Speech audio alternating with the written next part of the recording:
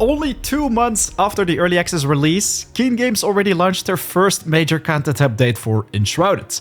The Hollow Halls update, or patch 0.7.1.0, introduces, well, the Hollow Halls.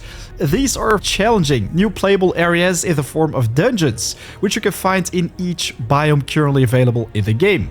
These come with plenty of new enemies, loot like weapons and armor you can pick up, building blocks, base decorations, quests, and so much more, alongside with a massive new update, including quality of life improvements, such as better stack splitting, a brand new UI for looting items, a dedicated IP address server lookup, and plenty more technical and stability improvements. My name is Foriam, and welcome back to the channel, a new Enshrouded video in which I'm going to share everything you want to know about the new Hollow Halls update. So what are we waiting for? Let's get right to it. The new Hollow Halls update presents us with a perfect opportunity to rediscover Enshrouded and check it together with friends on a fresh server. This is where GPortal comes in, as I've been using their services for years now to host my own custom-made community servers for all sorts of games I play, like Valheim, Rust, Enshrouded, and plenty more. You can have your own server set up and ready in no time for a competitive price as well. And on top of that, as official GPortal partner, I can give you a sweet discount on your next order if you use my personal ref link to GPortal in the description down below. So be sure to check him out if you're still looking for a nice server to host Enshrouded or any of your favorite games, and support the channel while you're at it. So, greetings, Flameborn. The update basically went live Tuesday on the 26th of March. So yeah, now that you're watching this video, maybe already updating your game, you will have instant access to everything, all the free content introduced with the new Hollow Halls update. You might have already seen the video, which already comes with a lot of the features, which we're going to talk about in today's video, but there are a couple highlights. Each biome now comes with a new playable area called the Hollow Halls. These come with new enemies, challenges corresponding to the level of the biome, with daunting new dungeons that come with multitude of new challenges and of course also exciting new rewards. Earlier today I went to visit the first Hollow Halls, which can be found in the starter region of Enshrouded, and I'm gonna be honest, I am still maxed out with a level 25 character, while the enemies hit me pretty hard, so you can definitely tell that these dungeons are challenging. They will be difficult to tackle, especially if you're playing with others, as then it will scale up the difficulty even further.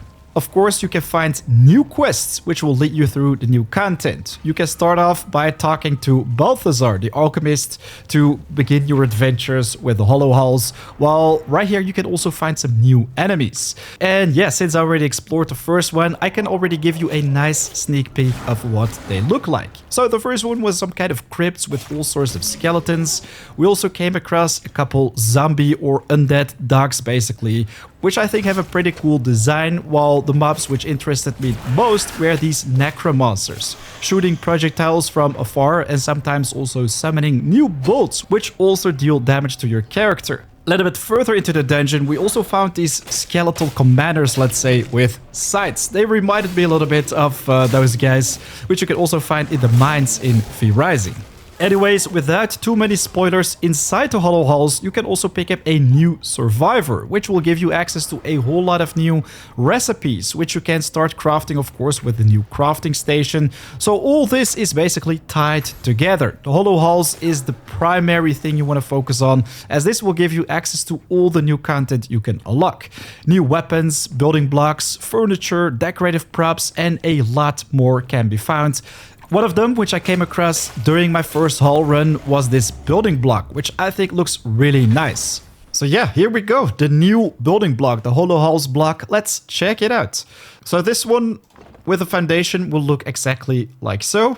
Well, if we place a wall, well, you're gonna have something like this. A window. I think all this looks pretty cool. I mean, definitely interesting new blocks to work with for a medieval fancy looking base. Don't you guys agree? Let me know in the comments down below what you think about it. The 60 Hz issue has been solved as well, providing a smooth experience on higher frame rates. I mean, I'm playing with an RTX 4090, so I didn't really experience any performance issues. Well, this is definitely good news for the majority who had issues with it.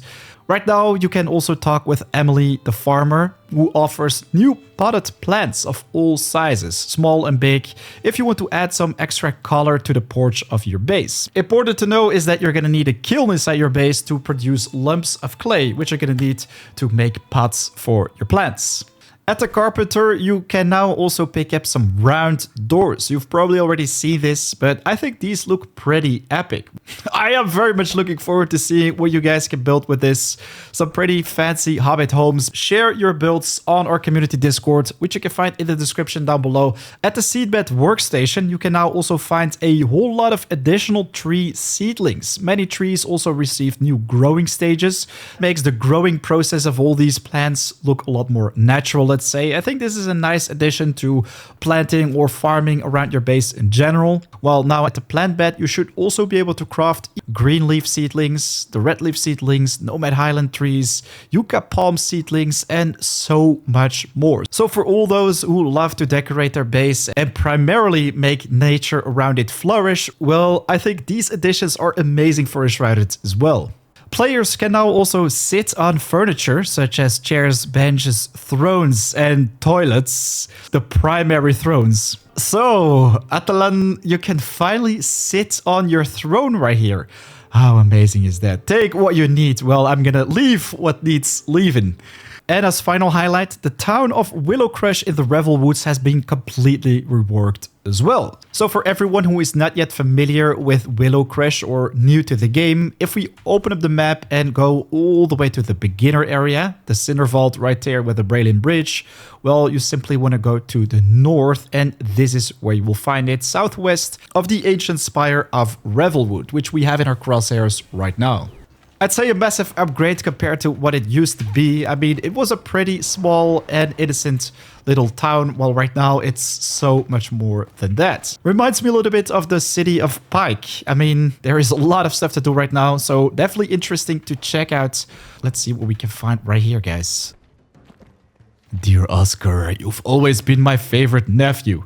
Anyways, let's get back to the base. But there's more. We have plenty of quality of life improvements. So now we have improved support for stack splitting in the backpack as well as chest, which I already played around with a little bit. Right now, if you right click and select split stack, well, this is where you can use the slider to choose the desired amount you want to split. You can go for the bare minimum or max. Very easy to do that. Add or subtract something and also go to the exact half the amount. Now we can finally also use the contents of magical chests in crafting stations, which is going to make everything a lot easier as well. Something I thought was already nice but actually became a lot better right now is the new looting menu, which has been reworked to allow faster and more convenient collection of loot. Previous system was already nice, but this definitely makes it easier though, while now items can also be crafted in stacks. Sending items to other players will now also become easier with a more convenient menu. There will also be a warning message if the backpack of the receiver is already full.